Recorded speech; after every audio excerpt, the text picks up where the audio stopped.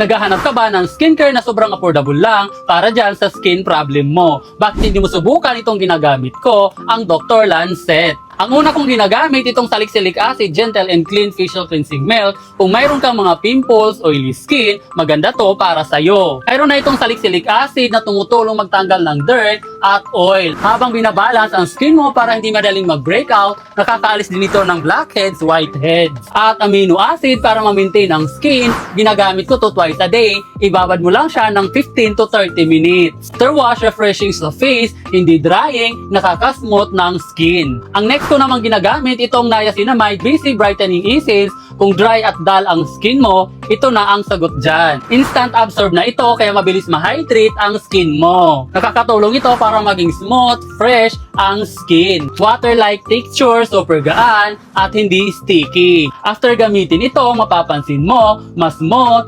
brightened and healthy looking ang skin mo. Kaya naman, ano pang inaantay mo? Mag-check out ka na ng Dr. Lan Salicylic Acid Gentle Acne Cleanser plus Niacinamide VC Essence Set.